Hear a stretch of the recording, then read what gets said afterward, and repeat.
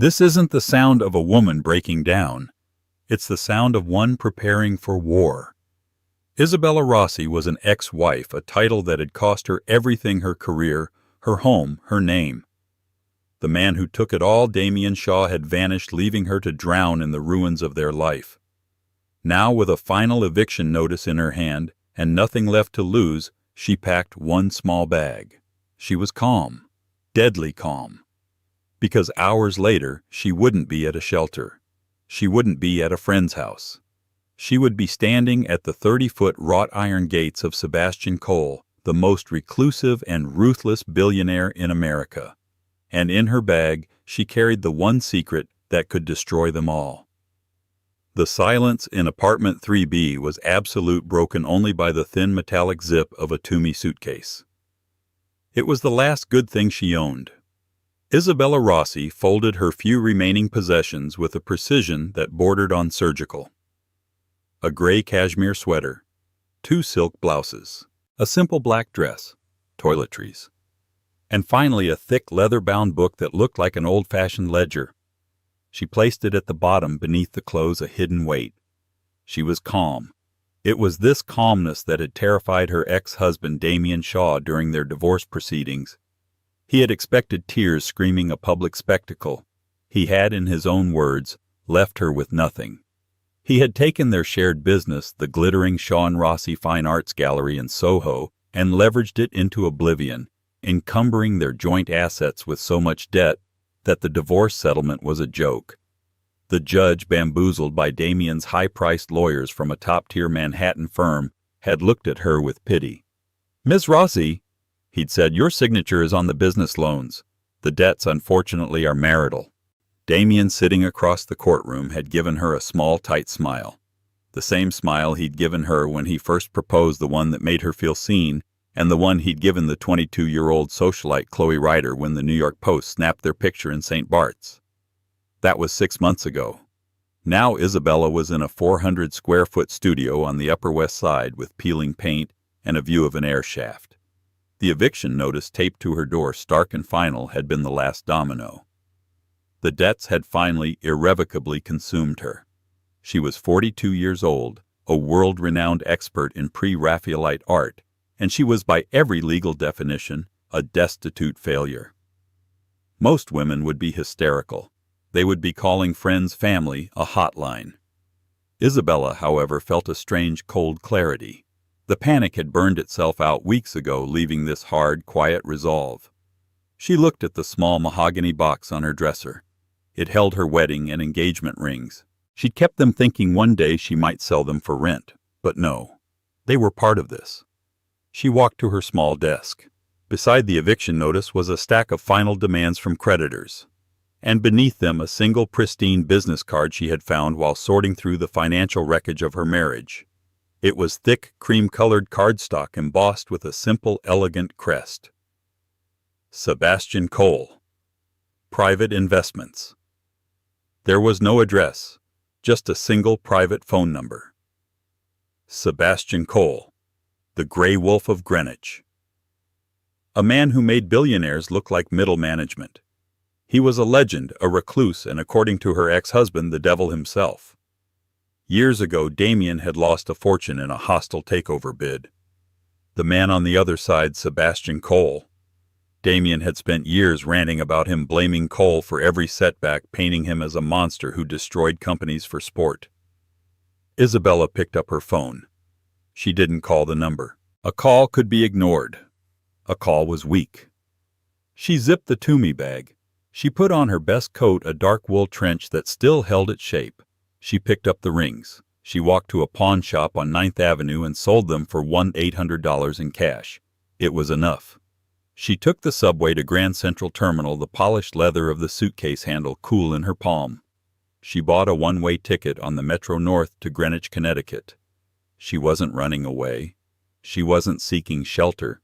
She was an ex-wife, a ruined woman with nothing left. And that, she knew, was the most dangerous kind of woman in the world. She was calm because she wasn't going to Greenwich to ask for help. She was going to present a bill. The train from Grand Central moved from the graffiti-scarred tunnels of Harlem into the manicured autumnal suburbs of Westchester. Isabella watched the world transform. The concrete grime gave way to sprawling lawns, stone fences, and glimpses of imposing colonial houses. By the time the conductor called Greenwich, the air itself felt different, thinner, colder, saturated with the scent of old money and damp leaves. A taxi carried her from the quaint station winding through private roads shielded by towering oak and maple trees. The driver, seeing her single bag and determined expression, hadn't asked questions. He knew the addresses in this part of town. He finally pulled up to a set of 30-foot-high wrought iron gates. They were black, severe, and topped with sharpened spikes. A high gray stone wall disappeared into the forest on either side. There was no house visible. There was only the wall, the gates, and a small discreet security box. "This is it. Graywood," the driver said, his eyes meeting hers in the rearview mirror. "You want me to wait?" "No, thank you." She paid him in cash, adding a generous tip. She needed no witnesses to her potential failure. The taxi pulled away, its engine noise swallowed by the dense woods. Isabella was left alone, a small figure with a single suitcase facing a fortress. She took a breath, the cold November air sharp in her lungs. She walked to the intercom. A moment later, a crisp, disembodied voice crackled from the speaker. "This is a private residence. You are trespassing." "My name is Isabella Rossi," she said, her voice perfectly steady. "I am here to see Mr. Sebastian Cole." "Mr. Cole is not receiving visitors. You are not on the schedule." The voice was dismissive. This was a place used to turning away hopeful salespeople and the desperate. "I am aware I'm not on the schedule," Isabella said, pitching her voice to be clear, firm, and devoid of pleading. "Please deliver a message to Mr. Cole. Tell him Isabella Rossi is here, and tell him I have the Rossetti ledger." A beat of silence. "I don't know what that means. Please leave the perimeter." "Add one more thing to that message," Isabella insisted, her heart now hammering against her ribs, but her voice remaining a perfect, calm monotone. "Tell him it concerns Damien Shaw." This time the silence stretched. 1 second, 10, 30. She could feel a camera invisible staring at her from somewhere in the stone. She did not fidget. She did not look away from the speaker box. She stood as if she had every right to be there. Finally, the voice returned, all condescension gone, replaced by a cold, neutral efficiency. "Mr. Harrison will be down to collect you." A heavy thud and a hydraulic hiss, and the massive iron gates began to swing slowly, silently inward. A full minute later, a black Range Rover, the kind that looks more armored than civilian, drove down the long, winding drive. It stopped directly in front of her. A tall, impeccably dressed man in his 50s with the build of a former operative and the suit of a CEO stepped out. This was Mr. Harrison, the man whose voice she'd heard. He didn't offer to take her bag. He simply opened the rear passenger door. "Ms. Rossi," he said. It was a statement, not a question. "Mr. Harrison?" She slid into the plush leather interior. The door closed with the solid, airtight sound of a bank vault. They drove for what felt like miles through a forest so dense it was clear Cole had bought the surrounding hillsides just to preserve his isolation. They rounded a final bend, and Graywood appeared. It wasn't a mansion. It was a monument. A sprawling structure of gray stone, steel, and glass. It didn't sit on the landscape. It dominated it. It was cold, beautiful, and utterly terrifying. Harrison escorted her inside. The interior was vast, with ceilings 3 stories high. The art on the walls wasn't decorative. It was a statement of power.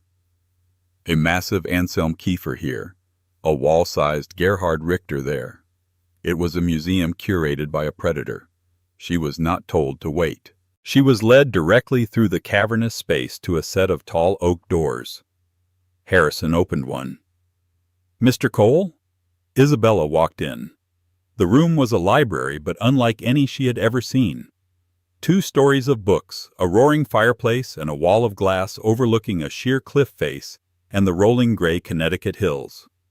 A man stood by the window, his back to her. He was tall, silver-haired, and wore a bespoke charcoal suit that probably cost more than her old gallery. "Damien Shaw," the man said, his voice a low rumble. He turned and Isabella finally saw him. Sebastian Cole. His eyes were the color of a winter sky, pale, clear, and cold.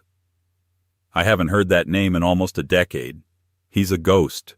A bankrupt, disgraced con artist who crawled under a rock." He walked toward her, stopping a few feet away. He was assessing her the way he would a stock accompany a threat. "So, Ms. Rossi," he said, his voice dangerously soft. "You have 1 minute to explain why you invoked his name at my gate, and what exactly is a Rossetti ledger." "Mr. Cole," Isabella said, her calm finally meeting its equal. "Damien Shaw isn't a ghost. He's a monster of your creation. And this ledger is the receipt." Sebastian Cole did not invite her to sit. He stood in the center of the vast library, a shark in his own magnificent tank waiting for her to bleed. "A monster of my creation," he repeated, a flicker of cold amusement in his eyes. "Ms. Rossi, I knew Damien Shaw for exactly 6 weeks. He was a junior associate at a firm I was acquiring. He was arrogant, reckless, and frankly mediocre. I crushed his hostile bid for my subsidiary not because it was a threat, but because it was an annoyance. Like swatting a fly. He bankrupted himself trying to fight me. That wasn't creation. That was natural selection." Isabella held his gaze. "You think that's what happened? You think you won?" She unzipped the Toomey suitcase right there on the priceless Persian rug. She bypassed the clothes and pulled out the thick leather-bound ledger. She held it. She didn't hand it over. "You're an art collector, Mr. Cole. I know you are. The art newspaper has called your collection singularly aggressive. You buy what you want, and you remove it from the world." "Get to the point," Cole said. 10 years ago," Isabella said, her voice precise, "you made a private acquisition, a painting that was meant to be the crown jewel of your pre-Raphaelite collection. A lost masterpiece. The Salutation of Beatrice by Dante Gabriel Rossetti. It was purchased through a Swiss proxy from a distressed noble family in Italy. It cost you through back channels $12 million. Cole's expression didn't change, but the air in the room crackled. The temperature seemed to drop 10 degrees. Harrison, who had been standing by the door, took one almost imperceptible step forward. "The painting was declared authentic," Cole said, his voice flat. "It was vetted by the highest experts." "No," Isabella said. "It was vetted by one expert, a young, ambitious appraiser who had just co-founded a gallery with her brilliant, charismatic new husband. An expert who was so blinded by love and ambition that she staked her entire reputation on a forged provenance. My reputation." She finally stepped forward and placed the ledger on a massive mahogany desk. "Damien didn't lose to you in that takeover bid, Mr. Cole. He let you win. It was a smokescreen. While you were busy crushing his mediocre public bid, he was running the perfect long con. He used the chaos of the merger to access your private acquisition fund, your off-books passion projects. He knew you were hunting for a Rossetti, so he found one." Cole was perfectly, terribly still. "A fake." "A masterpiece of a fake," Isabella corrected him. "He spent a year creating it. The provenance was a work of fiction so brilliant it was almost art itself. He used me, my expertise, my credentials to give it the final seal of approval. And you, the gray wolf, the man who could see every angle in the market, bought it without a second thought." She tapped the ledger. "He used that $12 million, your $12 million, to build Shaw and Rossi Fine Arts, to build the life he just stole from me. He didn't just bankrupt himself fighting you, Mr. Cole. He bankrupted me using your money. He built his entire empire on the humiliation of Sebastian Cole." Cole stared at the ledger, his jaw working. The idea that he had been made a fool of, that his greatest victory was a cover for his greatest humiliation, was a poison he couldn't swallow. And this ledger, he finally asked, his voice a rasp. Damien is a narcissist, Isabella said. He couldn't help himself. He had to document his genius. It's all in here. Not his name, of course. It's coded. But it details every step. The pigment sourcing, the aging process for the canvas, the bribes to the Swiss lawyer, the distressed Italian family that never existed, and most importantly, the offshore accounts where the money was washed. The same accounts he used years later to hide his assets from me during our divorce. She finally let the mask of calm slip just for a second. The raw pain and fury surfaced. He left me with hundreds of thousands of dollars in business debt tied to a gallery that was built on a lie. Your lie. I have an eviction notice in my purse. I am ruined. Cole looked from the book to her face. He saw no tears. He saw no weakness. He saw an instrument of revenge. What do you want, Ms. Rossi? He asked. I don't want your money, she said, pulling herself back. I don't want your charity. I want my name back. I want the fraudulent debts tied to my name erased. And to do that, the original sin has to be exposed. The Rossetti has to be proven a fake. And Damien? Cole asked, a new predatory light entering his eyes. What about him? Damien Shaw is a predator, Isabella said. He's not a ghost. He's just moved on. He's in Dubai now. He's with Chloe Ryder. He's using her family's money to build a new fund, a new gallery, a new life. All while I'm being thrown out of my apartment. She paused, then delivered the final fatal line. I want him erased, not his company. Him. I want him left with nothing. Just like he did to me. And you, Mr. Cole, you're the only man alive who hates him enough to help me do it. A slow, cold smile spread across Sebastian Cole's face. It was not a kind smile. Ms. Rossi, he said, finally gesturing to one of the plush leather chairs. Please, sit. Harrison, bring Ms. Rossi a drink. I believe we have a great deal to discuss. For the next 2 hours, Isabella didn't just talk. She performed an autopsy. With the Rossetti ledger as her guide, she walked Sebastian Cole through every facet of Damien's psyche. She explained the codes, the shell corporations, the network of contacts. She laid bare the mind of the man who had fooled them both. Cole, for his part, was a chillingly fast learner. He absorbed the information with an intensity that was almost physical. He had his own team lawyers from Cravath, Swain & Moore and private investigators who operated in the shadows on a conference call within minutes. He's not just in Dubai, Cole mused, pacing in front of the fireplace. He's been using Ryder's name to get access to the Al Maktoum circles. He's trying to legitimize himself as a major player in the Middle Eastern art market. He's repeating the pattern, Isabella said. He's using her credentials, her family's money, just like he used my expertise. Once he has what he wants, he'll drain her family's accounts and disappear, leaving her to take the fall. A reptile, Cole said, not without a trace of professional admiration for the sheer audacity of the con. He sheds his skin and leaves the husk behind for the predators. I was the husk, Isabella said, her voice flat. Now Chloe Ryder is. A plan began to form a complex structure of finance, law, and deceit. Cole's team could freeze assets, but to truly destroy Damien, they needed to catch him in the act. They needed to lure him out of the safety of Dubai, away from the protection of the Ryder family's wealth. He has one weakness, Isabella said, leaning forward. The same one that made him keep this ledger, his ego. He can't stand the idea of a prize he can't have. The bait, Cole said. We need something better than the Rossetti. There is, Isabella said, her mind already working. There's a story he and I always obsessed over, a myth in the art world, a companion piece to a famous Vermeer the Concert which was stolen from the Isabella Stewart Gardner Museum in 1990. The myth is that a private sister painting The Reading exists and is in a private European collection. Does it exist? Cole asked. No, Isabella said, but Damien always believed it did. He believed he was the only one smart enough to find it. If he got a whisper that the reading was surfacing, that Sebastian Cole was moving to acquire it, he would do anything to intercept it, to steal it from you, to prove he was smarter than you all over again. Cole's smile returned. Oh, this is good. This is very good. We'll leak it through a source at the art newspaper. We'll set the stage.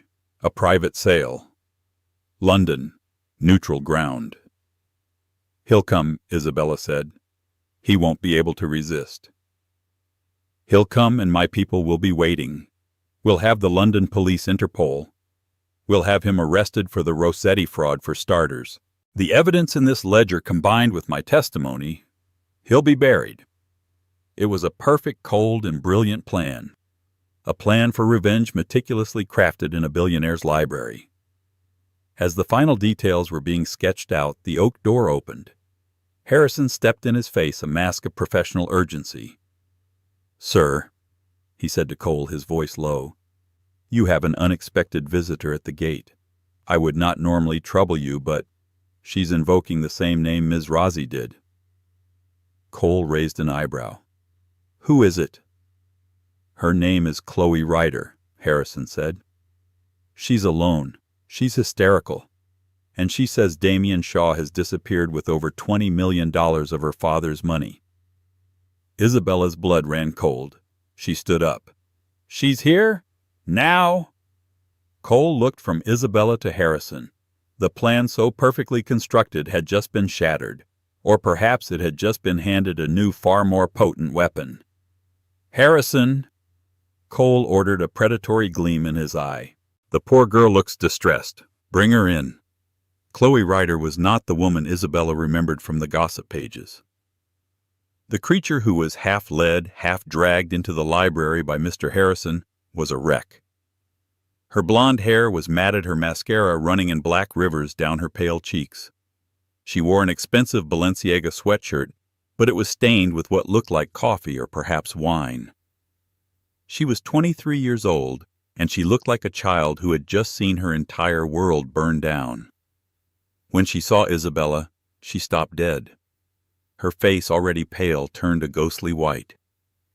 You, Chloe whispered, her voice cracking. Oh, God, you're her. Isabella.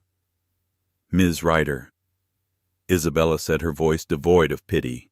It was one thing to see this woman in a photograph. It was another to see her in the flesh in the home of the man she had come to for help. What is she doing here? Chloe demanded, turning on Sebastian Cole. I came to warn you. Damien, he's coming for you. Cole, ever the puppet master, simply gestured to another chair. Please, Ms. Ryder, calm yourself. It seems we have a mutual interest. Ms. Rozzi is my guest. Now tell me, what has Damien done? Chloe collapsed into the chair, her body racked with sobs. He's gone. He's just gone. It took Harrison bringing her a glass of water which she drank and a brandy which she clutched for the story to come out in fragmented, terrified bursts. It was exactly as Isabella had predicted, only faster. He was so charming, Chloe wept. My father hated him. He said he was a fraud. But I didn't listen. Damien had used her. He'd used her name to open doors to meet the wealthiest families in Dubai. He'd convinced her and her father, a powerful industrialist named Arthur Ryder, to invest $20 million as seed money for a new exclusive art fund. A sure thing. The money was wired to an account in Switzerland 3 days ago, Chloe choked out. Yesterday. He was gone. His penthouse is empty. His phones are disconnected. The bank says the account is empty. It's all gone. $20 million. And he's coming for me, you said, Cole prodded gently. When he found out he went insane, Chloe said, her eyes wide with fear. He made calls. He has people. They found things. They found out about you, about the old lawsuit. They found out Damien was obsessed with you. He left a note. She fumbled in her pocket, pulling out a crumpled piece of paper. "I found it in his safe. It just says, 'Tell Sebastian Cole I'm finally coming to collect the interest.'" Isabella and Cole locked eyes. This changed everything. Damien wasn't just running a new con. He was actively planning a new attack on Cole. "And my father," Chloe continued, oblivious to the silent communication.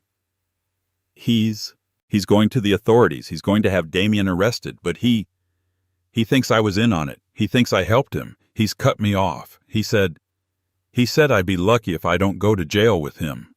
She looked at Isabella, her eyes suddenly desperate, stripped of all rivalry. "He did it to me. Exactly what he did to you. He told me about you. He said you were unstable. He said you'd tried to ruin him, that you were obsessed." Here she was, the other woman, the usurper, the 22-year-old trophy wife who had taken her life, and she was, as Isabella had been, just another husk. Isabella felt a cold, hard knot in her stomach. It wasn't pity. It was rage. A focused, clarifying rage. Damien didn't just destroy one woman at a time. He lined them up one after the other, using the old one's wreckage to seduce the new one. "He won't be arrested," Isabella said, her voice cutting through Chloe's sobs. Chloe looked up. "What?" "He's too smart for that," Isabella said, turning to Cole. "Your father's people won't find him. The money is gone, washed through 10 different accounts by now. He wants you to run here. He wants your father to go to the police. It's all noise. It's a distraction." "A distraction from what?" Cole asked. "From his real target," Isabella said. "The Vermeer, the reading. He left that note for a reason. He knows you're looking for it." A terrible dawning realization hit Cole. "My office. My acquisitions team. He must have a source. He's not reacting to our plan. He's been ahead of it." Damien wasn't waiting for them to set a trap. He was setting his own. He knew Cole would be his enemy, and he had used Chloe to fund his war, then left her to detonate like a bomb in their laps, a calculated, chaotic mess. "He thinks we're predictable," Isabella said. "He thinks you," she nodded at Cole, "will come at him with lawyers. And he thinks you," she looked at Chloe, "will dissolve into a puddle of tears and Daddy's money. He thinks I'm a non-entity, a piece of ancient history."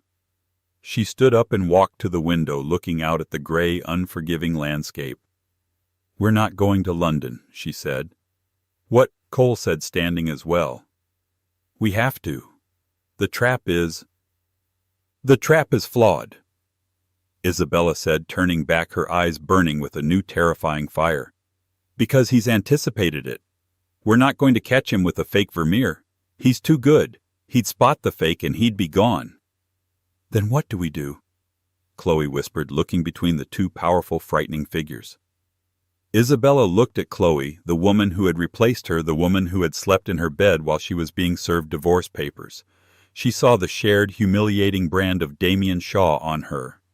"We're not going to use a fake painting," Isabella said, a dangerous, brilliant, and terrible idea blooming in her mind. "We're going to use a fake victim." She stared directly at Chloe Ryder. "He thinks you're a broken, hysterical child running home." "Fine. You're going to call him, you're going to find him, and you're going to tell him you're not broken. You're going to tell him you hate your father.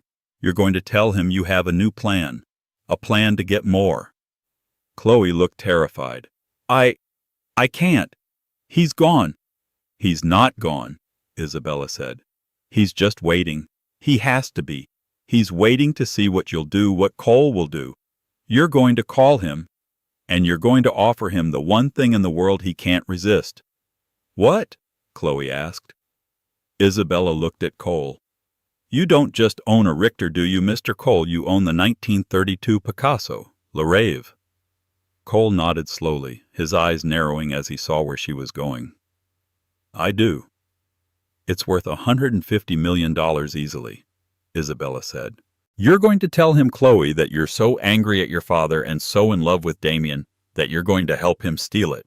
You have an in. Me." Chloe's jaw dropped. You. Yes. You'll tell him you found me the crazy ex-wife. That I'm living in squalor and I'm bitter and I want revenge on Cole. You'll tell him I'm willing to be your inside woman. For a price. Damien knows I authenticated the Rossetti. He knows my credentials. He knows I have the expertise to bypass a high-end security system. He will believe it. His ego won't let him do otherwise. You're going to rob Mr. Cole, Chloe stammered. No. Sebastian Cole said, the cold smile back wider than ever. We are going to set a trap. Not at Sotheby's, not in London, but right here, at Greywood. The plan was a whisper campaign played out over encrypted lines. Chloe, coached by Isabella, made the call. It took 2 days for Damien to respond, not with a call but with a text from a burner phone. Intriguing. Tell me more. The hook was set. Over the next week, Greywood was transformed. The bait wasn't just Le Rêve. It was the entire illusion. Isabella, playing the part of the disgruntled, vengeful expert, fed Damien information. She sent him security codes, all fake, supplied by Harrison. She sent him blueprints, also fake. She described Harrison's patrol routes, altered. Chloe, meanwhile, played the loving, rebellious ingenue, promising him a new life built on the ashes of her father and his rival. Damien, blinded by his own towering arrogance, saw only what he wanted to see. 2 broken women he had wronged now fighting each other to serve his interests. He saw his own genius reflected back at him. The night of the planned heist was a masterpiece of stagecraft. A violent howling storm, real but perfectly timed, lashed the Connecticut coast. Cole, in an incredible piece of theater, made a public departure via helicopter earlier that day, flying to Chicago for an emergency meeting. He was, in fact, sitting in Harrison's high-tech security command center, hidden in a sub-basement of the estate, watching everything on a bank of monitors. The Picasso Le Rêve hung in the West Gallery, a long hall of glass and steel. This was the trap. At 2:17 a.m., a sensor tripped. Damien Shaw, clad in black, moving with a predator's grace, slipped through a glass door Isabella had left unlocked. He was here. He hadn't sent a lackey. His ego demanded he do this himself. He moved through the dark, cavernous house, disabling the fake alarms exactly as Isabella had instructed. He was a ghost in the machine. He entered the West Gallery. The Picasso hung at the far end, softly illuminated. And standing in front of it, her back to him, was Isabella. Damien stopped. This was not part of the plan. Isabella, he hissed, his voice a low, dangerous purr. What are you doing? You're supposed to be on the perimeter. Isabella turned. She was not wearing tactical gear. She was wearing the simple black dress she had packed. She was perfectly calm. Hello, Damien, she said. He stepped into the light. He was thinner than she remembered, harder. The charm was still there, but it was coated in a reptilian sheen. You look like hell, darling. I almost feel guilty. You don't feel guilt, Damien, Isabella said. You feel appetite. Very poetic. He sneered, his eyes darting to the Picasso. Now get out of the way. We're on a clock. The alarms are real, Damien, she said. The codes I gave you just rerouted the silent alarms directly to Harrison, who is downstairs with Mr. Cole. Damien froze. His hand twitched, perhaps toward a weapon. He looked at her, his eyes narrowing, the entire con, the past, the present, clicking into place. You, he whispered, the realization dawning. This, Chloe, it was all you. He thought you were a fly, Isabella said, taking a step toward him. Sebastian Cole. He said swatting you was natural selection. But I knew better. You're not a fly, Damien. You're a mirror. You just reflect what people want, and you use it to destroy them. You set me up, he snarled. You, the pauper. You came crawling to Cole after what he did to me, to us. He didn't do anything to us. You did. You and your Rossetti. The Rossetti was genius. he hissed, his ego flaring even now in the jaws of the trap. It made us. It ruined me. Isabella shouted, her calmness finally shattering the rage of years erupting. You built a life on a forgery and then you left me to pay for it. It was a small price to pay for that kind of art. He laughed, a high manic sound. And you were my greatest creation, better than the Rossetti. That's where you're wrong, Damien, Isabella said, her voice dropping back to a lethal quiet. She stepped to the side, revealing a small canvas on an easel next to the Picasso one that had been hidden in the shadows. Damien looked at it. His blood ran cold. It was the Salutation of Beatrice, the fake Rossetti, the painting that was supposed to be in Cole's vault in Geneva. How? He breathed. Cole. He brought it here. Yes, he wanted to see it again, Isabella said. He wanted to see the con that cost him $12 million. It's a masterpiece, Damien said, walking toward it, his guard dropping for a fatal second, mesmerized by his own crime. The brushwork, the craquelure, it's perfect. I found the perfect artist to make it. Yes, you did, Isabella said. You're a brilliant con man, Damien. But you made one fatal mistake. You forgot. He turned to her, confused. Forgot what? You didn't find an artist, Isabella said, her voice shaking with the force of the confession. I was a starving post-grad art restorer when I met you. You told me it was a hypothetical restoration, a test for a client. You gave me the canvas, the period-specific pigments. You gave me the instructions. She tapped the ledger, which was sitting on a pedestal near the easel. Her ledger. You thought this was your diary, your monument, she said. But it's not. It's my studio log, your instructions, my notes, my chemical formulas. Damien's face went white. The final terrible truth dawned on him. It wasn't just my name you used to authenticate it, Damien, she said, her voice breaking with the shame and fury of a decade-old secret. It was my hand. I painted it. I forged the Rossetti for you. Damien stared at her, speechless. This was the one variable he had never calculated. The one piece of leverage she had, the one secret that bound them together. All these years, he stammered. All these years I kept quiet. Because if you went down for fraud, I went down for forgery. You used that to control me. You knew I'd never talk. You destroyed my life knowing I was chained to your crime. You left me with the debts knowing I couldn't expose the real reason our gallery was built, because it was a front to launder the money we stole. You wouldn't, he said, but the confidence was gone. I have nothing left to lose, Damien, she said. I came here ready to confess everything, to burn myself to the ground just to take you with me. But Mr. Cole, he's a practical man. He prefers a solution where only one person burns. On cue, the gallery doors at both ends hissed open. Floodlights snapped on blinding Damien. Mr. Harrison stood at one end. Sebastian Cole stood at the other. With him was Chloe Ryder and a very large, very angry man Isabella assumed was her father, Arthur Ryder. Checkmate, Cole said. Damien looked around, trapped. He looked at Isabella. You bitch!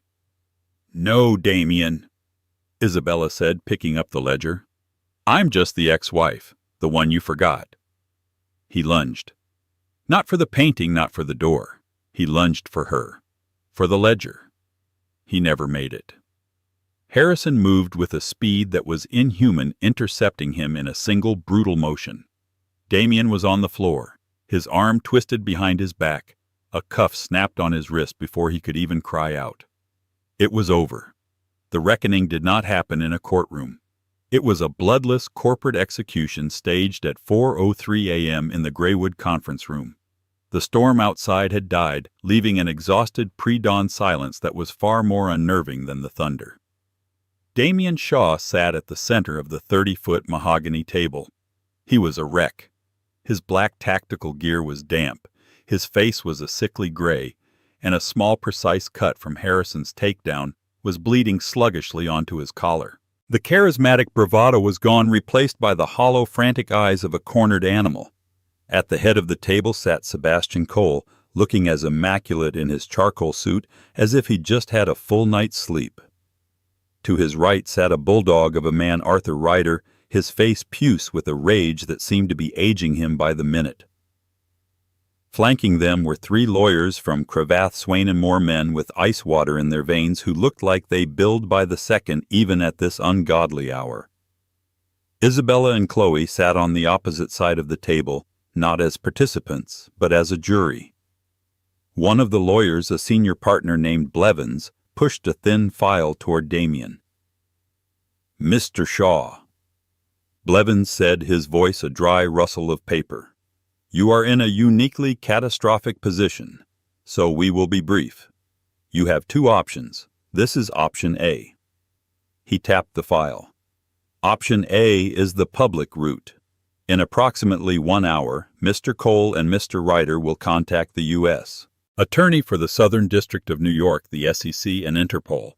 We will present them with this. He held up the Rossetti ledger. We will present them with wire transfer receipts from Mr. Ryder's accounts totaling $20 million. We will add to this the new testimony of Ms. Rossi, who has agreed to confess to her role under duress, of course, in the creation of the fraudulent Rossetti, and to provide testimony as to its sale. Damien flinched, his eyes darting to Isabella. She met his gaze, her own as cold and hard as the stone outside. The charges, Blevins continued, will include but are not limited to conspiracy, international wire fraud, grand larceny, and high-value art forgery. Given the amounts and the interstate commerce, we will likely be pursuing RICO statutes. Your assets, those you think are hidden, will be frozen by 9 a.m. You will be arraigned, your name will be on the New York Post by noon, and you will spend the next 25 to 30 years in a federal prison. That is option A. A bead of sweat ran down Damien's temple. And B? Blevins slid a second, much thicker document across the table. It was a 30-page confession bound in a simple blue cover. Option B, said Cole, speaking for the first time, his voice a low rumble, is silence. This document is your full and binding confession to every crime just listed. In it you attest that you coerced Ms. Rossi using emotional and financial blackmail to assist in the Rossetti forgery. You will legally and fully absolve her of all willing participation. Furthermore, you will admit to the creative accounting that bankrupted Shaw and Rossi, and you will assume 100% of the associated marital and business debts, retroactively clearing Ms. Rossi's name entirely. This is...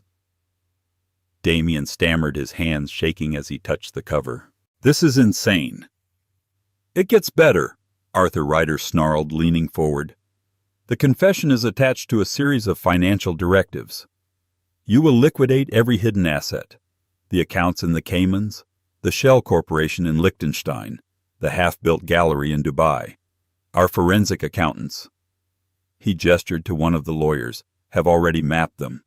The first $12 million plus interest goes back to Mr. Cole. The next $20 million goes back to me. The remainder, he gave a cruel laugh, will cover Mr. Blevins' legal fees for this evening.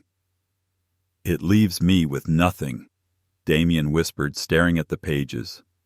Exactly, Cole said. You will be left with the clothes on your back and a one-way economy plus ticket. I am feeling generous to a small, unremarkable country with no extradition treaty. You will be given a new passport with a new unremarkable name. You will, for all intents and purposes, cease to exist. You will become the ghost you pretended to be. You can't, Damien said, a last flicker of his old self rising. He looked at Isabella, sudden venomous hatred in his eyes. You painted it. You were in on it from the beginning, you lying bitch. You can't just... I was a 24-year-old student, Damien. Isabella cut him off, her voice ringing with clarity in the dead quiet room. You called it a hypothetical restoration. You told me it was a test for a client. I was in love, and you called it our little secret. The difference between us is that I came here tonight fully prepared to go to prison for my mistake. I was willing to burn. You're just trying to escape the fire. Her words hung in the air, an undeniable truth. The fight went out of him, his entire body slumping in defeat. He knew he was checkmated. Blevins clicked a sleek silver pen and set it precisely on top of the confession. "The choice is yours, Mr. Shaw. The clock is ticking." Damien stared at the pen. He looked at Cole's power, at Ryder's fury, at Chloe's pity, and finally at Isabella's calm, devastating resolve. He was not a con man. He was not a genius. He was just a man in a room out of options. His hand, shaking with a tremor that would never truly leave him, picked up the pen. The only sound in the room for the next 5 minutes was the scratch of a soul being forfeit as he signed his name over and over, page after page. When he was done, he let the pen drop. Harrison and 2 of Arthur Ryder's private security men stepped forward. They didn't grab him. They simply flanked him. "It's over, Mr. Shaw," Harrison said. Damien stood a hollowed-out man. He didn't look at anyone as they escorted him from the room, out of the mansion, and out of a life he had stolen piece by piece. He was now a ghost. Yeah. As the conference room door closed, the lawyers packed their briefcases with chilling efficiency, nodded to Cole, and left. Arthur Ryder walked over to Chloe, his anger replaced by a deep, weary exhaustion. "Let's go home, sweetheart." Chloe nodded, but first she walked to Isabella. Her eyes were red, her face pale. I don't know what to say," she whispered, the last of her childish bravado gone. You saved me. You saved my family. After what I did. After I took—" "He did it, Chloe," Isabella said, her voice not unkind but firm. "You were just the new model. He uses people. He used my expertise, and he used your connections. Don't be the next one. Go home. Make peace with your father. Learn from this." Chloe looked at her, a deep, dawning respect in her eyes. "He didn't just take money, did he? He took years from you." "He took what I let him," Isabella said. "Go." Chloe and her father left. The great doors of the library closed, leaving only Isabella and Sebastian Cole. The sun was just beginning to rise, a pale, watery gold light spilling through the massive glass wall, illuminating the dust motes dancing in the air. The fake Rossetti still sat on its easel, a toxic, silent witness to the night's drama. Cole walked to his bar and poured 2 glasses of scotch, the 25-year-old Macallan. He handed one to Isabella. "A toast, Ms. Rossi," he said, his voice softer now, "to a partnership that exceeded all expectations." They drank. The silence was heavy, but not uncomfortable. "My curator, Dr. Aris," Cole said, swirling the amber liquid. "He was the one feeding Shaw information. He was on Shaw's payroll for a year, leaking my acquisition targets. A spectacular and frankly embarrassing lapse in my judgment." He turned to face her, his winter sky eyes assessing. "The position is now open. Head curator of the Cole collection. The salary is obscene. The resources unlimited. You would have access to a world you've been locked out of for a decade." Isabella's heart gave a single painful jolt. It was everything. The job, the prestige, the money, the safety. The world that had been stolen from her, handed back on a silver platter. She would be untouchable. She could spend her life surrounded by the beauty she loved. "Why me?" she asked. "Because," Cole said, "you have the one quality I now find indispensable. You have an eye for the lie. You see the flaw in the perfect narrative. You saw it in the Rossetti, you saw it in Damien, and you saw it in my initial flawed plan to trap him.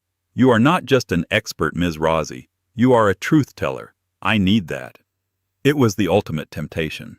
She would no longer be the forger. She would be the arbiter. She looked at Cole, the gray wolf of Greenwich, a man who collected power as obsessively as he collected art. She realized in that moment that she would simply be the most beautiful, most valuable piece in his collection.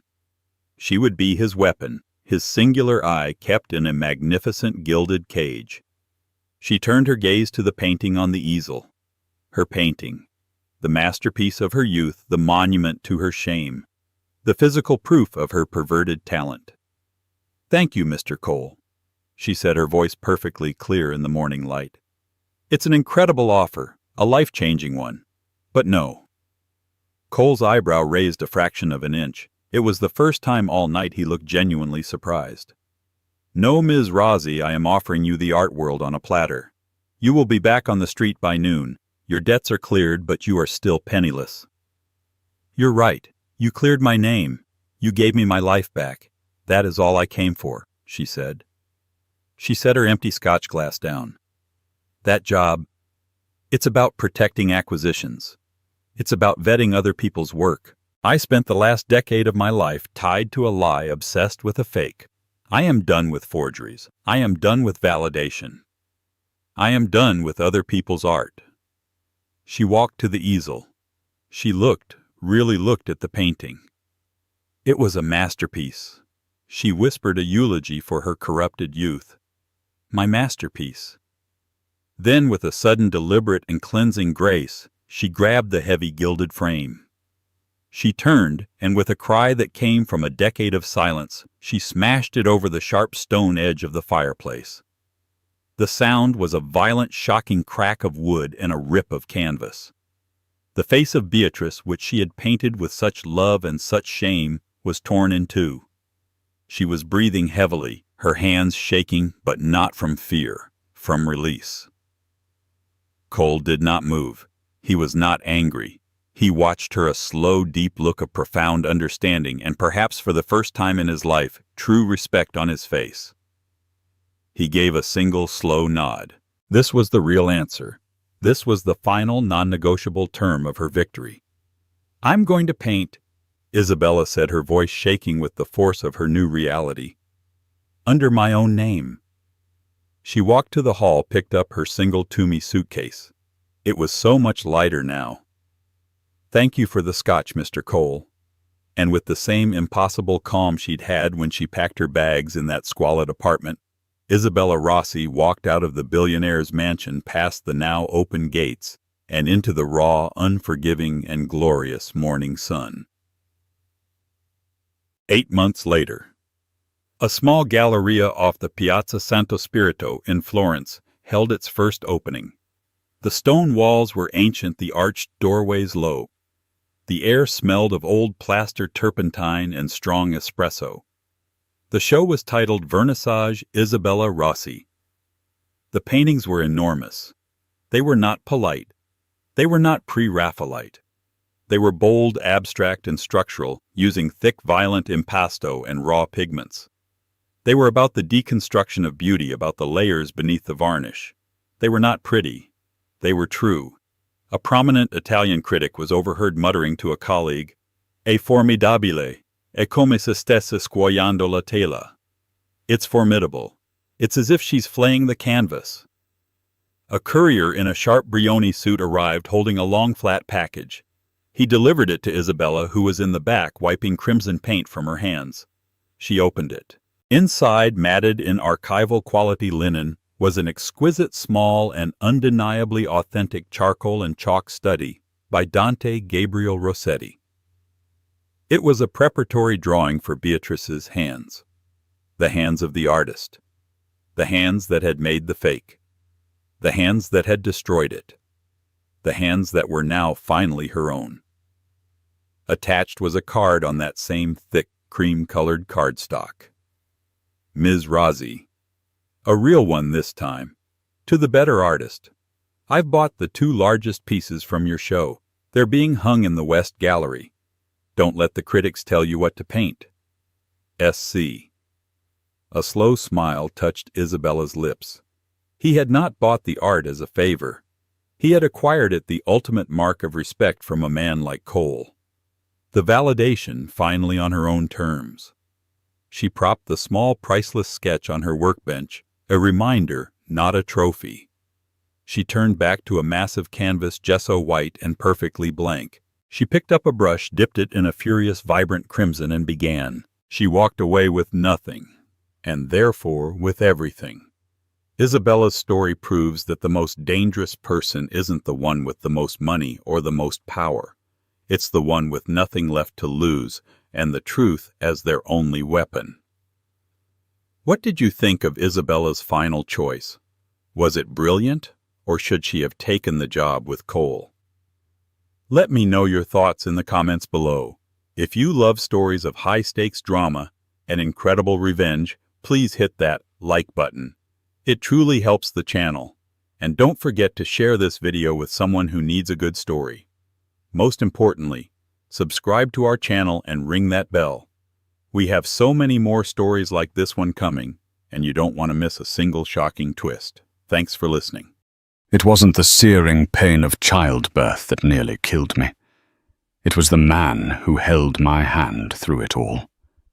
He smiled at me, told me he loved me, and all the while he and his mistress were waiting for my last breath.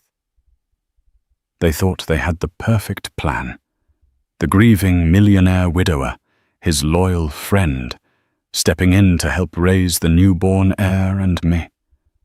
A tragic memory, a ghost in a gilded cage. But they made one fatal mistake. They forgot that a mother's will to live for her child is the one force of nature they could never control. This is the story of how I walked out of my own grave to expose them all.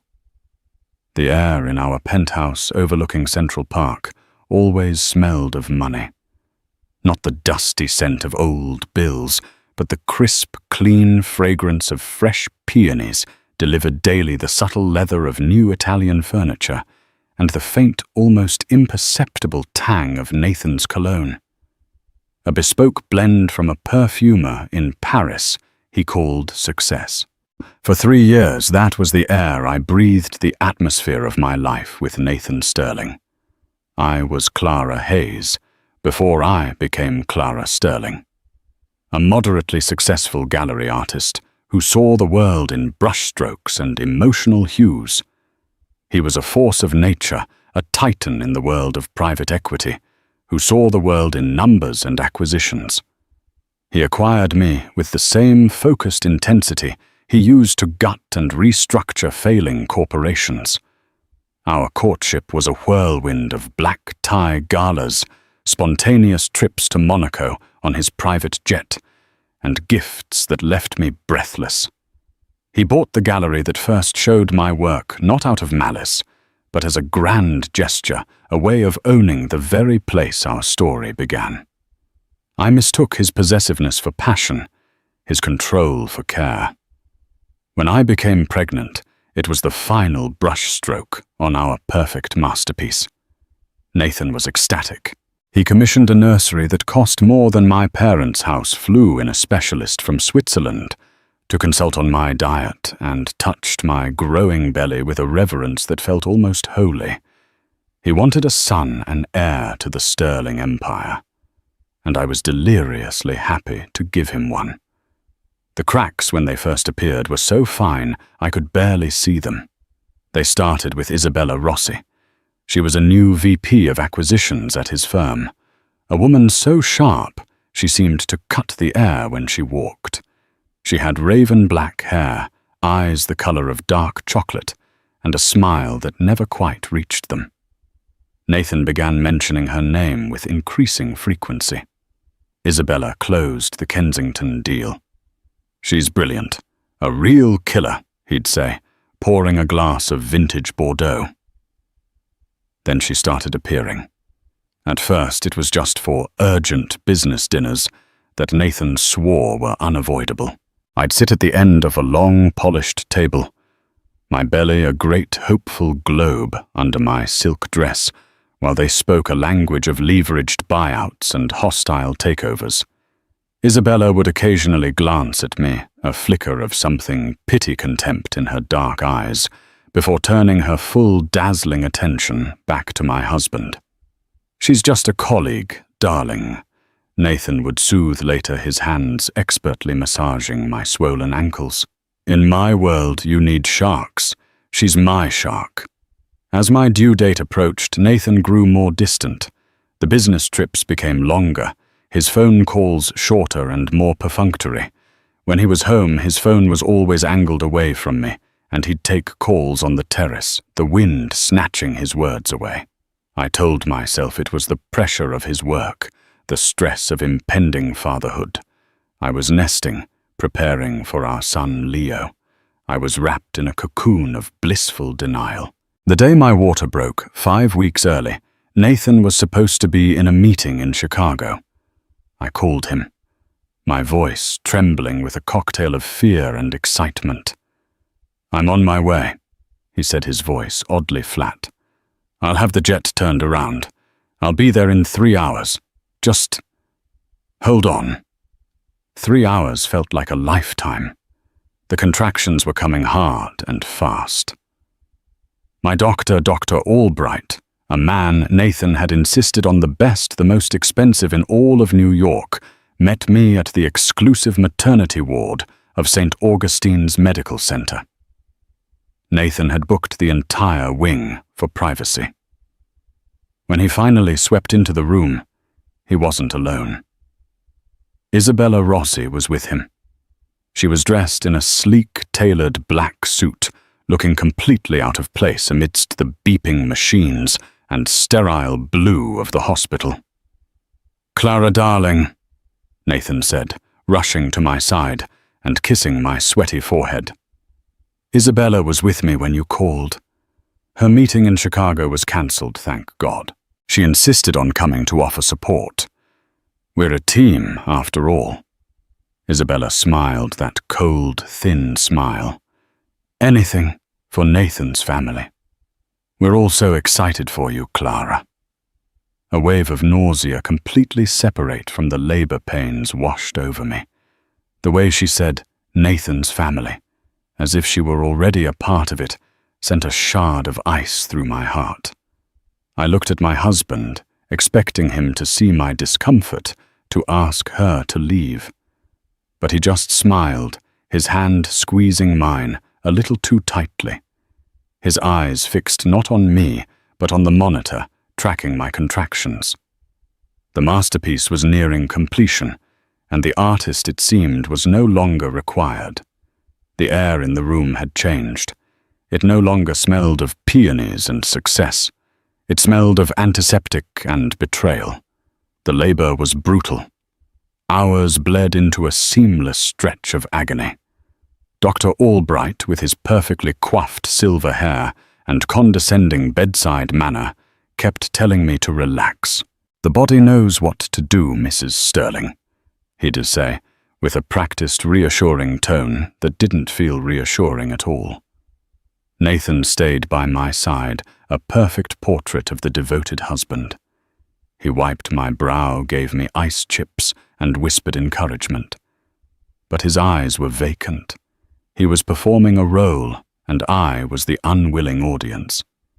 Isabella was the director. She never left the room. She stood near the window, a silent, predatory sentinel in a power suit. She'd answer Nathan's phone, her voice a low, efficient murmur. "Mr. Sterling is unavailable. I'm handling his affairs." His affairs. The words hung in the air, thick and poisonous. At one point, delirious with pain, I looked at Nathan and begged, "Please, Nathan, can we just be alone? Just you and me." Isabella stepped forward before he could answer. "Clara, you're not thinking clearly. Nathan needs a clear head to make decisions for you. I'm here to handle the logistics so he can focus on you and the baby." Nathan nodded, his expression unreadable. "She's right, honey. Just focus on breathing. Decisions for me. Logistics." It sounded like they were closing a deal, not delivering my son. A contraction ripped through me, and I screamed, the sound swallowed by the thick, soundproofed walls of the VIP suite. Hours later, things took a turn.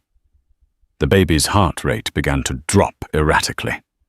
Dr. Albright's calm facade finally cracked. He exchanged a look with the nurse, a quick, almost imperceptible glance that was heavy with meaning. "We're seeing some late decelerations," he announced, his voice tight. "Clara, your blood pressure is also spiking. We need to consider an emergency C-section." Fear, cold and absolute, cut through the pain. "Is my baby okay?" I cried, searching Nathan's face for comfort.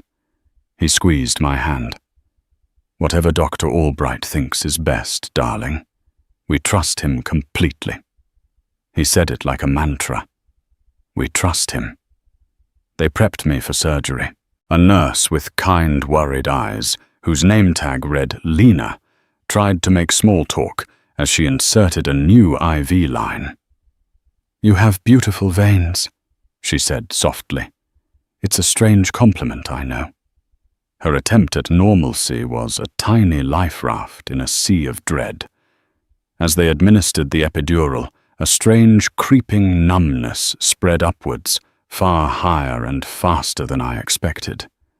My arms felt heavy, my tongue thick. Panic fluttered in my chest. I can't feel my hands," I slurred, looking at Nathan. Dr. Albright patted my shoulder. "Perfectly normal, Mrs. Sterling. The anesthesia is just taking effect." But Nurse Lena was frowning at the IV bag. Her brow furrowed in confusion. She traced the line with her finger, her eyes narrowing. She opened her mouth to say something, but Dr. Albright cut her off with a sharp, "Nurse, check the fetal monitor, now." It was a clear dismissal. She glanced at me one last time, her eyes full of a question she couldn't ask, and moved to obey. They wheeled me into the blindingly bright operating room. Nathan was there, gowned and masked, his eyes the only familiar thing in that alien landscape. Isabella, of course, was in the hallway, visible through the small window, in the door, her arms crossed, watching, waiting. The procedure began. I felt a strange, tugging sensation, but no pain, just an overwhelming lethargy. My eyelids felt like lead weights. The beeping of the machines seemed to be slowing down, stretching out like a record, playing at the wrong speed. "Vitals are dropping," a voice shouted from far away. "Blood pressure is bottoming out," another voice echoed. Through the fog, I heard a thin, high wail. My son. Leo. He was here. A weak surge of joy tried to fight through the chemical haze. "Leo," I tried to say, but only a faint croak emerged. A nurse brought him over a tiny, perfect bundle wrapped in blue. I saw a tuft of dark hair, a scrunched-up, furious little face. I tried to lift my heavy arm to touch him, but I couldn't. Nathan leaned in close, his voice a low whisper in my ear. "He's beautiful, Clara. You did it." His breath smelled faintly of scotch. When had he had a drink? Then he leaned in closer, his voice dropping so low it was barely audible, a venomous secret meant only for me. "Now you can rest, just let go. Isabella and I will take wonderful care of him." The world tilted. The beeping of the monitors faded into a single, long, piercing tone. And as the darkness closed in, the last thing I saw was my husband's face not filled with grief, but with the cold, calm triumph of a deal well done. Death is not a void. It's a muffled, distant room. I was floating in a dark, quiet space, the frantic beeping and shouting of the operating room replaced by a profound silence. There was no pain, no fear. Just a strange sense of detachment, as if I were watching a movie about someone else's life. But then I heard a cry. It was faint but unmistakable. The cry of my son. It was a tether, a thin silver thread pulling me back from the precipice. Leo. My mind clung to his name. Leo needs me. Slowly, other sounds filtered through. Snippets of conversation distorted as if heard through water. Unexplained cardiac event. That was Dr. Albright's voice, clinical and detached. Massive hemorrhage. Did everything we could. And then two voices clearer than the others, speaking just outside the door to my room. Nathan and Isabella. They must have thought I was gone, or at least so far under, I was as good as gone. "Is it done?"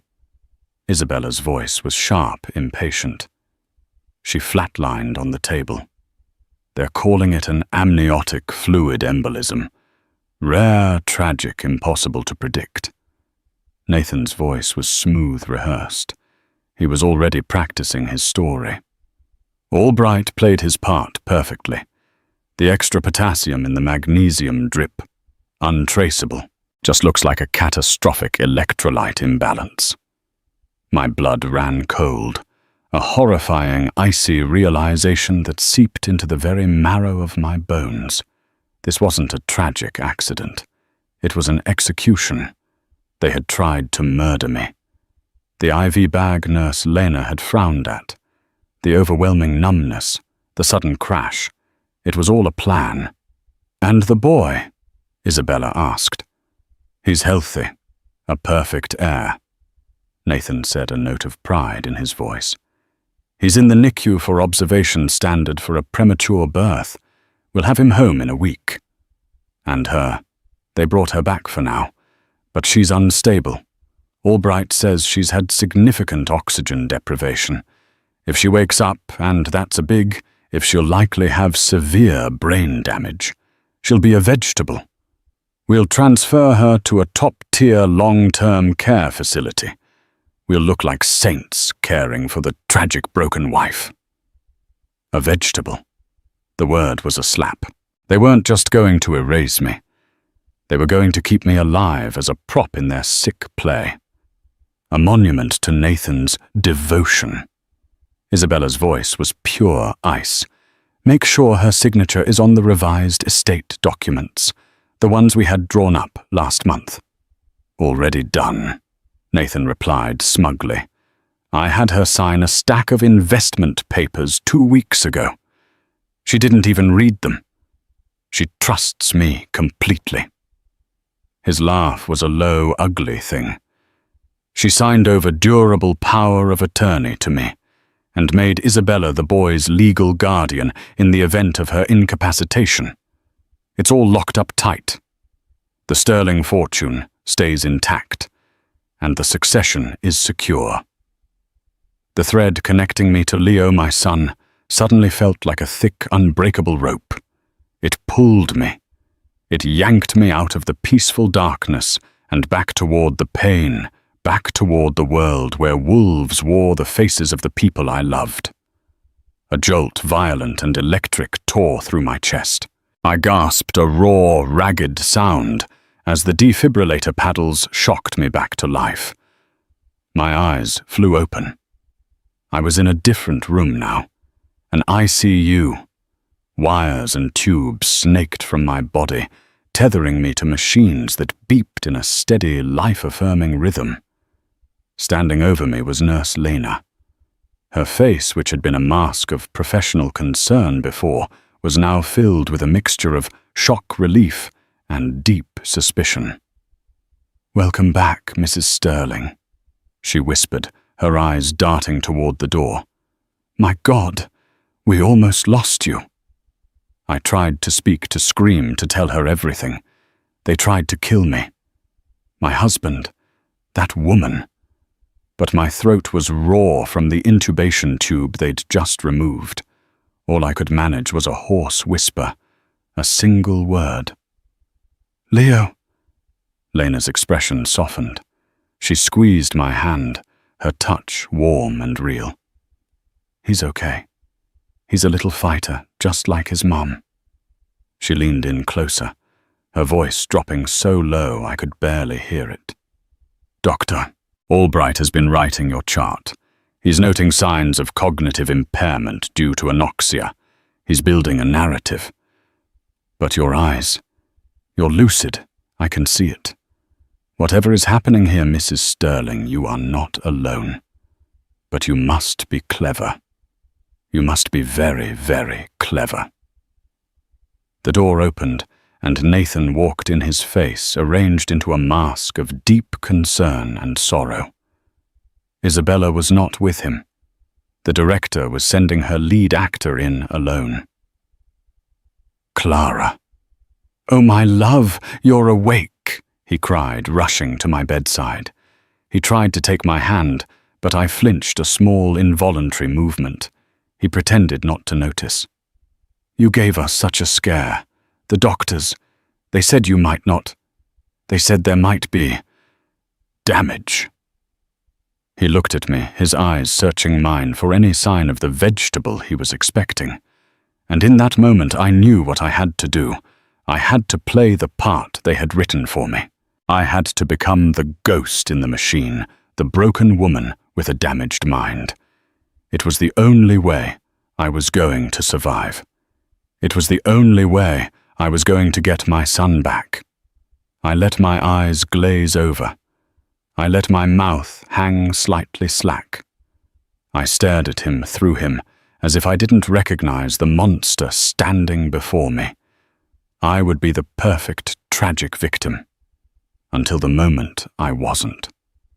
For the next 2 weeks, I lived in a waking nightmare, playing the role of a woman whose mind had been shattered. It was the most difficult performance of my life. Nathan and Isabella were my constant audience, their watchful eyes dissecting my every move, my every blank stare. Nathan would sit by my bed for hours, holding my hand, telling me stories about our life together, testing me. "Remember our trip to Santorini, Clara? Remember the white houses against the blue sea?" He'd ask, his voice dripping with false tenderness. I would just stare at the wall, forcing my mind to be a placid, empty lake. Inside, I was screaming. I remembered everything. I remembered the feel of the sun on my skin, and the way he'd looked at me. A look I now knew was a lie. Isabella was more direct, her cruelty honed to a razor's edge. She would bring Leo into the room, holding him just out of my reach. "Look, Clara," she'd say, in a bright, syrupy voice. "It's your son. Leo. Can you say his name?" My body ached to hold him. I could smell his sweet, milky scent. I could see the fine, dark hair on his head, just like mine. My heart hammered against my ribs, a desperate, trapped bird. But I couldn't react. I had to remain a statue, a hollow shell. Any sign of recognition of maternal instinct would expose my lucidity and sign my death warrant, or at least my commitment to a padded room for the rest of my life. So I would stare vacantly, and after a few minutes, Isabella would coo, "Oh, you poor thing. Don't worry, Leo. Mummy Isabella will take care of you," and walk out, leaving the scent of my son and her cloying perfume behind. Dr. Albright was their willing accomplice. He would conduct neurological exams in their presence, shining a light in my unresponsive eyes, tapping my limp limbs. "Profound cognitive deficits," he would pronounce, gravely scribbling on his clipboard. "The prognosis is poor. She'll require round-the-clock institutional care." Every word was a nail in the coffin they were building for me. My only lifeline was Nurse Lena. She was clever communicating with me in fleeting moments when we were alone. While changing my IV, she'd whisper, "They're moving you to the Northwood Manor facility on Friday. It's very isolated." While fluffing my pillows, her hand would brush mine, leaving a small folded piece of paper in my palm. It was a burner phone, no bigger than my thumb. "For emergencies," the note read. "I have a friend you can trust. Her name is Chloe. Don't use it until you're out of here." The gaslighting was relentless. Nathan would bring in lawyers who would speak about my condition in front of me, as if I were a piece of furniture. They discussed the logistics of my care and the management of my assets, which were now, of course, under his complete control.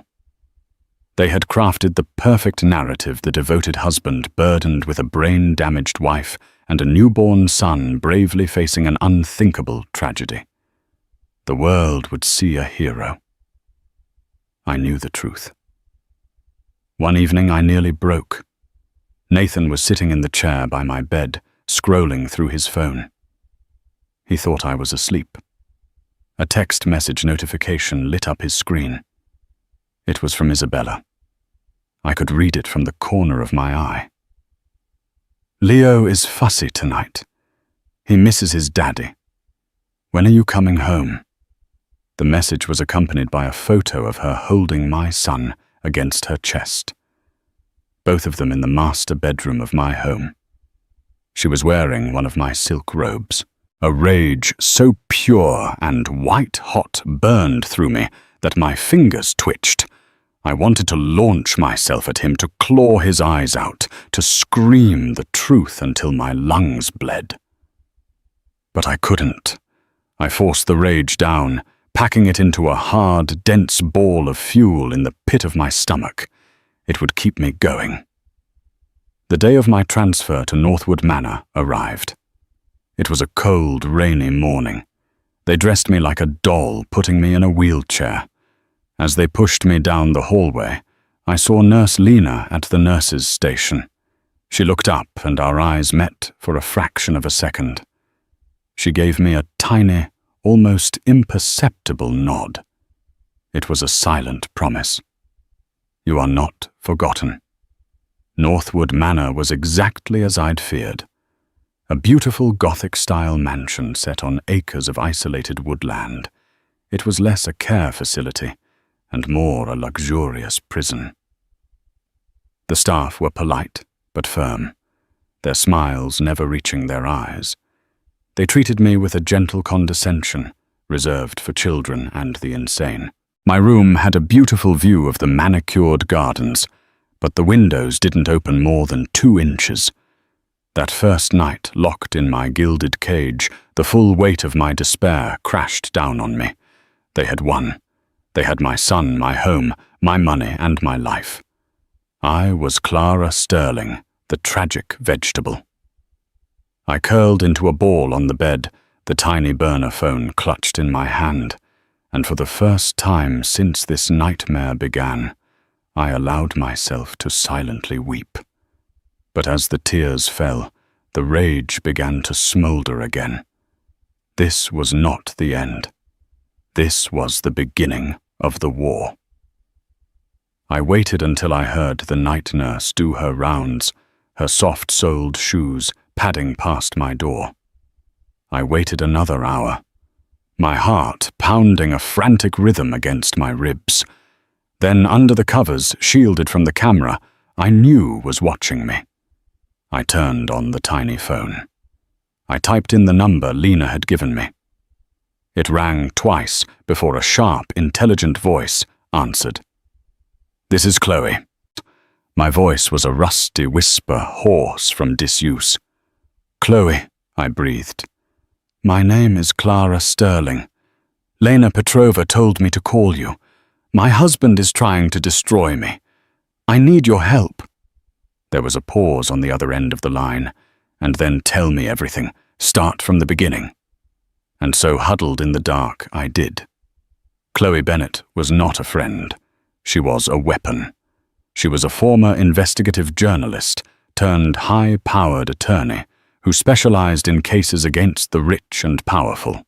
Lena, it turned out, had once been a key witness in a medical malpractice case Chloe had won, and the two had maintained a bond of mutual respect. Chloe listened to my entire story without interruption, her silence punctuated only by the occasional "go on" or "and then what?" When I finished my throat raw, she was quiet for a long moment. I could hear the faint sound of her typing. "Clara," she said finally, her voice devoid of pity, but filled with a cold, clear purpose. "What they've done is not just grounds for divorce. This is conspiracy to commit murder, fraud, and unlawful imprisonment. But right now their story is airtight. We have nothing but your word against Nathan Sterling and a respected physician. We need evidence, hard, undeniable proof." "How?" I whispered. "I'm trapped in here. They watch me constantly." "You are my inside source," Chloe stated. "Your performance as a vegetable is now your greatest asset. They don't see you. They see an object. They will get careless. You will watch, you will listen, and you will remember everything. I, in the meantime, will start digging from the outside. I'm hiring a private investigator, Daniel Carter. He's the best. He finds things people think are buried forever." Our strategy was set. Over the next few weeks, I became the most observant piece of furniture in Northwood Manor. I learned the staff's schedules. I noted which nurses were sympathetic and which were cold. I learned to feign sleep while absorbing every word of every conversation. Nathan's visits became less frequent. He was busy playing the part of the grieving husband and doting single father for the world. He'd come once a week, sit by my bed, and talk on his phone conducting business with the casual arrogance of a man who believes he is completely unobserved. It was on one of these visits that I got my first real piece of leverage. He was on a call with his wealth manager. "Yes, the transfer of the main portfolio from Clara's name is complete," he said, tapping his pen on the bedside table. "The power of attorney held up perfectly. No flags. Albright's medical declaration was ironclad." I burned the name of the wealth manager, Richard Davies at Morgan Stanley, into my memory. That night I relayed it to Chloe. "Good," she said. "That's a thread. Daniel will pull on it." Isabella came to visit once, a performative act of compassion. She brought a photo album. "I'm making this for Leo," she said, flipping through the pages for me. "So he'll know who his mother was." The photos were of me, but in each one I was slightly out of focus, or blinking, or in an unflattering pose. Next to them were radiant pictures of Isabella holding Leo Nathan, beaming at them both. She was literally curating my replacement, editing me out of my own life. She left the album on my nightstand. That night I carefully examined it. Tucked into a back pocket was a small receipt from a high-end baby boutique, Bon Point on Madison Avenue. It was dated 2 days before Leo was born. The items listed were a full layette for a newborn boy paid for with a credit card. An American Express Centurion card. I memorized the last 4 digits. It wasn't Nathan's. It had to be Isabella's. Why would she be buying an entire wardrobe for my son before he was even born, unless she was absolutely certain she would be raising him? I relayed the information to Chloe. "Another thread," she confirmed, her voice tight with excitement. "Daniel's already looking into Dr. Albright. The man has a gambling problem. A big one. A week after Leo was born, Albright paid off a $200,000 debt to a casino in Atlantic City. In cash." The pieces were starting to connect. The conspiracy was real, and it had a paper trail. My biggest break came from an unexpected source. A young orderly named Sam, who often worked the night shift. He was kind, often talking to me as he cleaned my room, assuming I couldn't understand. "Must be so lonely," he'd say. "I'm sorry this happened to you, Mrs. Sterling." One night, he was more agitated than usual. He dropped a tray of medical supplies, his hands shaking. "Sorry," he muttered. "It's just, Dr. Albright is coming in tonight for a surprise inspection. He gives me the creeps. He was meeting with the director earlier, and he handed him a thick envelope. Said it was for your discretionary comfort fund. Looked more like a payoff to me." My heart leaped. I relayed the information to Chloe as soon as Sam left. "Daniel is already on his way there," Chloe said, her voice urgent. "He's been tailing Albright. An envelope, you say? This could be it, Clara. This could be what we need. Just hang on." My escape was the next phase. Chloe and Lena had devised a plan. Lena had kept in touch with the sympathetic nurses at St. Augustine's.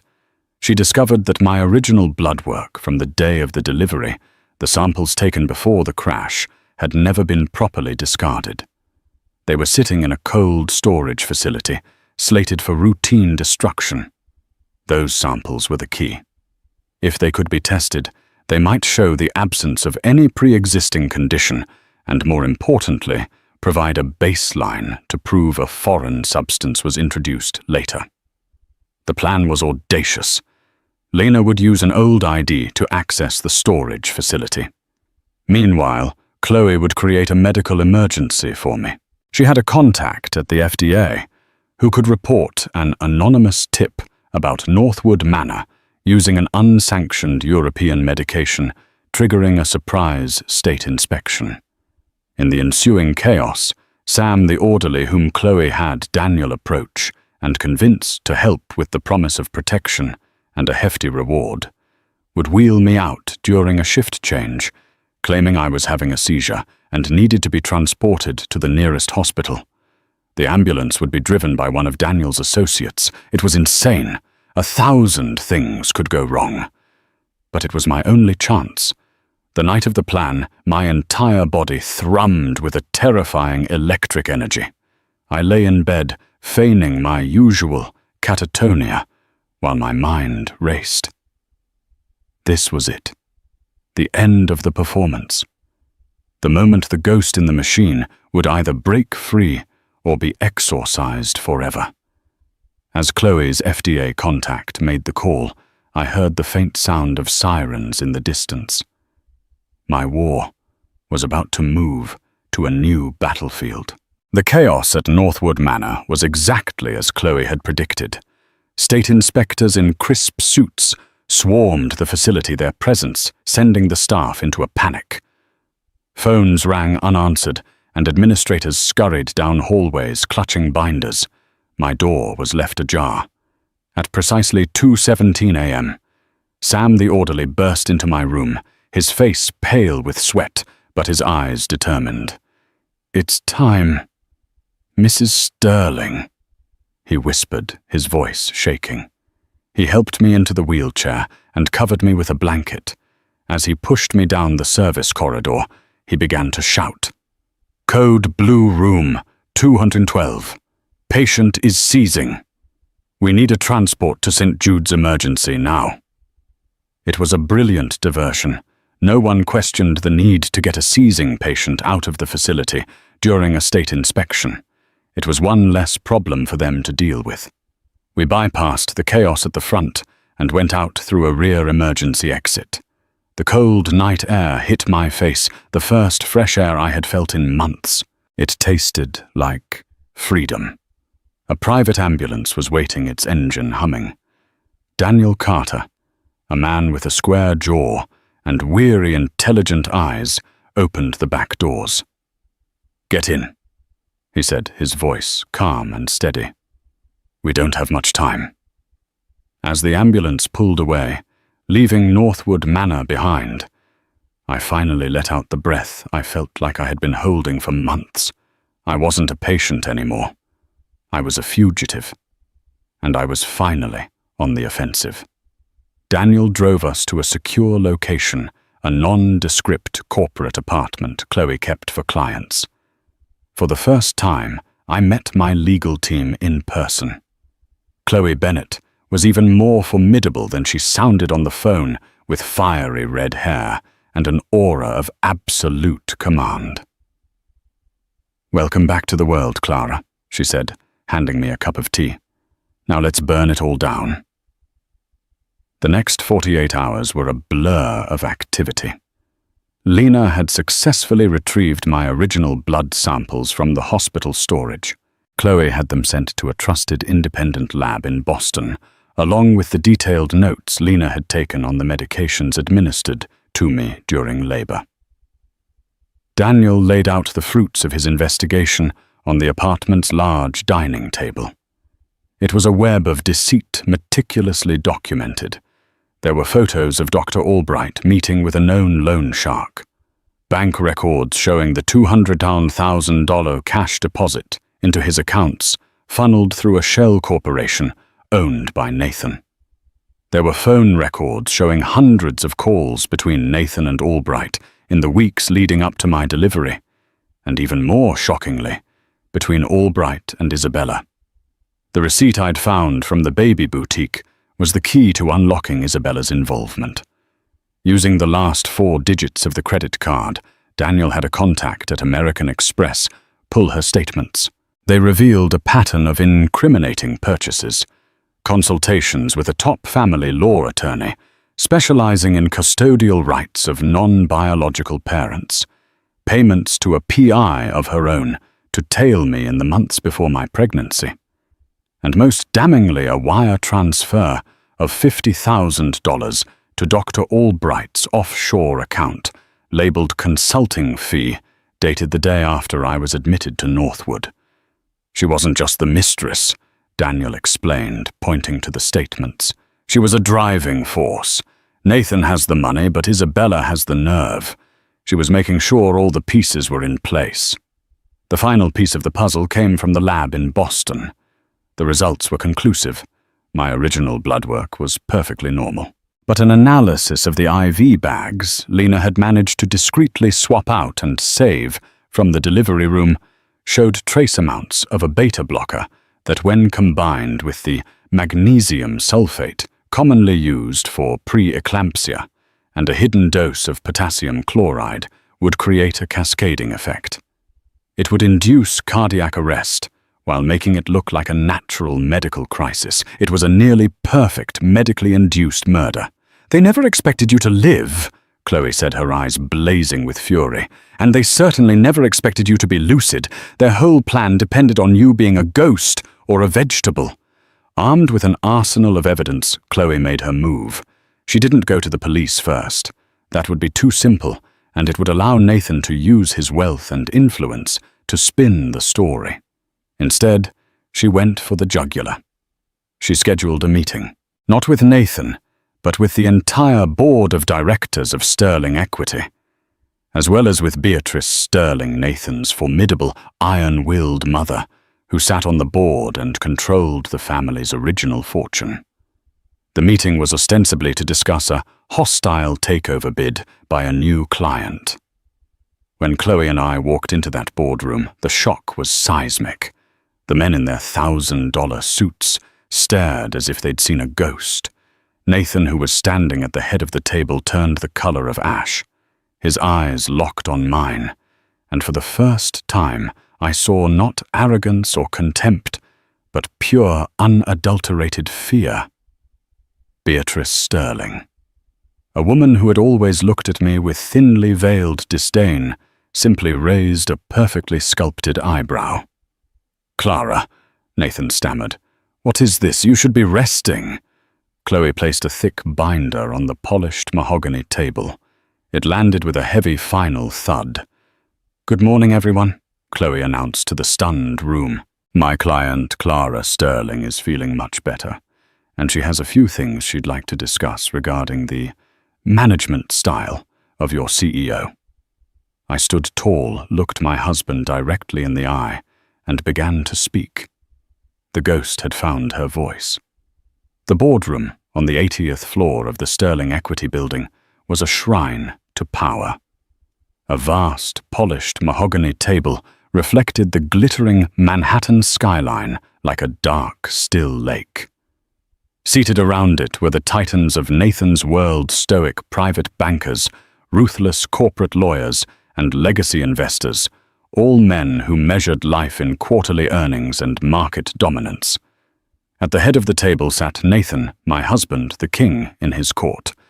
He was mid-anecdote, a charming story about a hostile takeover, and the room was filled with the low rumble of appreciative laughter.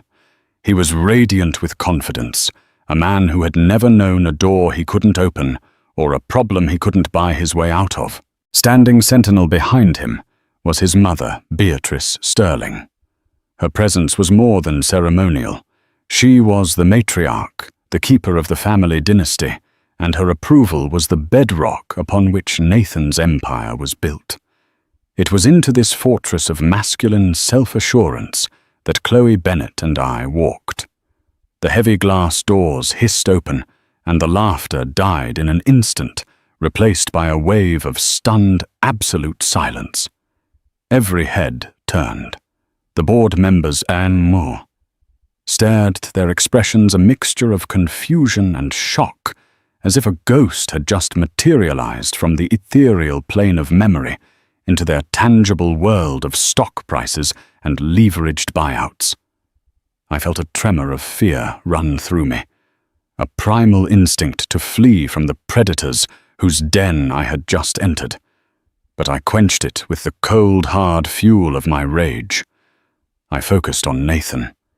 His smile froze, then melted from his face, leaving behind a slack-jawed mask of disbelief.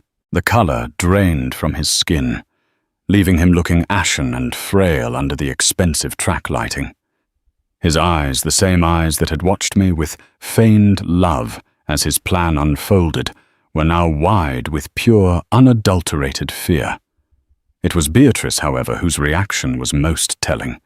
She didn't gasp or startle. Her back stiffened, her perfectly sculpted eyebrow rose a fraction of an inch, and her gaze, sharp and analytical, swept over me, then to Chloe, then back to me. She was not seeing a tragedy. She was sensing a threat.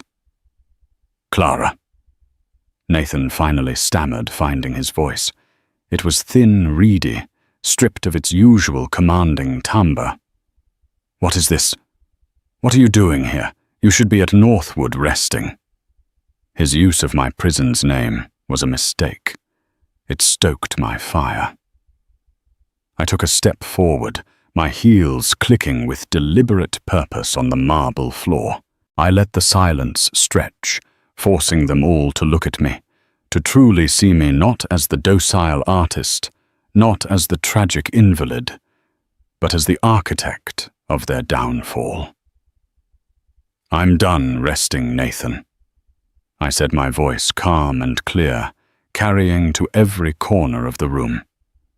"For the last several months, you have told a story of a devoted husband and a terrible tragedy. It was a very compelling story, but every story has an ending, and today I'm here to tell you the truth." Chloe stepped forward, her presence radiating a chilling competence. She placed a thick, heavy binder on the polished table. It landed with a definitive thud that seemed to shake the very foundation of the room. "Good morning, everyone," Chloe announced, her voice cutting through the tension like a scalpel. "My client, Clara Sterling, is, as you can see, no longer incapacitated. We are here today to discuss a series of fraudulent activities, criminal conspiracies, and the attempted murder of my client, all orchestrated by your CEO, Mr. Sterling, and his associate, Ms. Isabella Rossi." A wave of frantic murmurs erupted. Nathan shot to his feet, his chair scraping violently against the floor. "This is preposterous. An outrage. My wife has clearly been manipulated by this ambulance-chasing lawyer. She's delusional, suffering from the trauma of her medical ordeal. Was it my delusion that caused you to pay Dr. Albright $200,000 in cash funneled through a shell corporation the day after I was institutionalized?" I asked, my eyes locked on his. I saw a flicker of panic in his gaze. Chloe didn't wait for his answer. She began her presentation with methodical precision, the ultimate professional dismantling a life of lies. She started with the financials, the language these men understood best. On the large screen at the end of the room, she projected bank statements, wire transfers, and offshore account records. The evidence of the payoffs to Dr. Albright was irrefutable, a clear and flagrant misuse of corporate funds for a sinister purpose. The board members leaned forward, their faces grim. This was no longer a family drama. It was a breach of fiduciary duty, a stain on the company. Next, Chloe layered on the conspiracy. Phone records appeared on the screen, a dense web of calls between Nathan and Albright, and more damningly between Isabella and Albright. You'll notice, Chloe pointed out coolly, a flurry of calls in the 72 hours leading up to Mrs. Sterling's emergency delivery. Far more than one would expect between a CEO's associate and his wife's obstetrician. She then displayed Isabella's credit card statements, highlighting the purchases, the extensive baby wardrobe bought before Leo was born, the consultations with custodial lawyers, the payment to a private investigator to follow me. Ms. Rossi wasn't preparing to be a supportive friend, Chloe stated. She was preparing for a hostile takeover of my client's life. It was Beatrice who spoke next, her voice like cracking ice. Nathaniel, she said, using his full name, something she only did in moments of extreme displeasure. Explain the payment to Ms. Rossi's private investigator from the corporate expense account. Nathan stammered. It was corporate security, a precaution. But the lie was weak, pathetic, and everyone in the room knew it. He was losing control, his world shrinking to the confines of this glass-walled room. The final devastating piece of evidence was the medical report. Chloe dimmed the lights, and the toxicology results from the Boston lab filled the screen. The chemical compounds were highlighted in stark red potassium chloride, propranolol, substances that had no business being in my IV drip. Chloe played a recorded video deposition from Dr. Anya Sharma, a leading toxicologist. The combination and sequence of these drugs is not a medical protocol for any known condition, Dr. Sharma explained from the screen, her face stern and academic. It is, however, a well-documented method for inducing cardiac arrest while masking the chemical triggers. The potassium chloride would cause the heart to stop, while the beta blocker would suppress the body's natural response. To an attending physician not looking for it, it would appear to be a catastrophic but natural medical event. This was not a treatment. It was a poison administered with medical precision. The room was utterly silent. The air crackled with the horror of the revelation. Nathan had collapsed back into his chair, a broken man, his face buried in his hands. As if on cue, the boardroom doors opened again. This time, it was not an attorney. Two uniformed NYPD officers and a grim-faced detective entered the room, and held firmly between them was Isabella Rossi. She had been apprehended at Teterboro Airport, trying to board a private jet to the Cayman Islands. Her tailored suit was rumpled, her perfect hair was askew, and her face was a mask of incandescent rage. Her eyes, burning with hatred, found mine across the expanse of the table. "You bitch!" she snarled, the sound ugly and raw in the pristine boardroom. "You were supposed to be dead.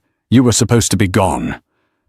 I looked at this woman who had smiled at me in the hospital, who had held my son, who had plotted to erase me from existence. All the fear was gone, replaced by a profound, sorrowful pity. "I'm still here, Isabella," I said, my voice quiet but unshakable. "And I'm not going anywhere." The detective nodded to his officers. They moved towards Nathan, who didn't even look up as they pulled his hands behind his back.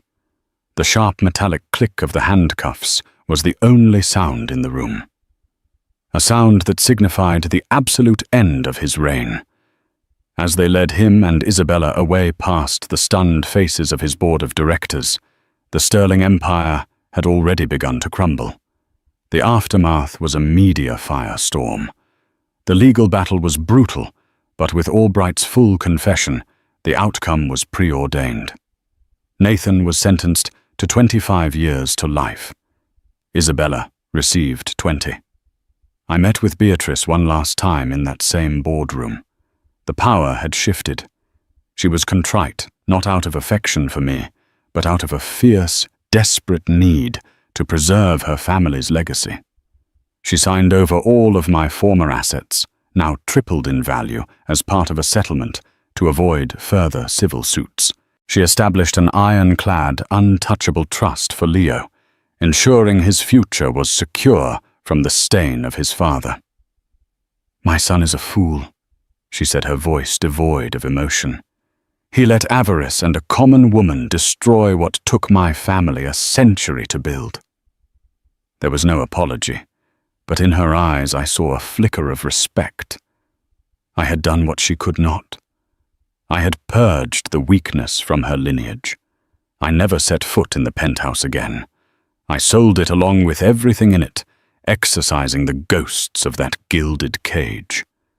With the proceeds and with the fortune I had reclaimed, I bought a sprawling stone house in the Hudson Valley, a place with old trees and vast windows that flooded every room with natural light.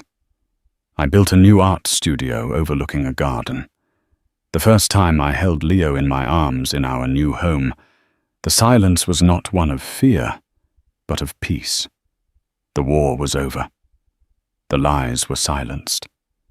I was no longer a victim or a ghost. I was a survivor, a mother and an artist once more. And as I looked at my son's sleeping face, I knew my greatest masterpiece was not one I would ever paint, but the life I would build. For us, a life of truth, strength, and hard-won freedom. My story is not a fairy tale with a happy ending. It's a story of survival. The scars of Nathan's betrayal and Isabella's cruelty will always be a part of me. There are nights I wake up with the phantom feeling of the IV in my arm, the memory of that long final beep of the heart monitor. But then I hear the soft breathing of my son Leo from his crib, and I know I didn't just survive, I won. I won my life, my freedom, and the most precious gift of all, the chance to be his mother. This story is a testament to the fact that even when you are trapped in the darkest of places, gaslit, isolated, and stripped of everything you hold dear, there is a core of strength within you that can never be extinguished. It's a reminder to always trust your instincts, and that the most dangerous monsters are often the ones who say, "I love you." If my story of resilience has moved you, please take a moment to smash that like button. It truly helps spread this message of survival to others who may need to hear it. Share this video with someone who appreciates a story of strength against all odds.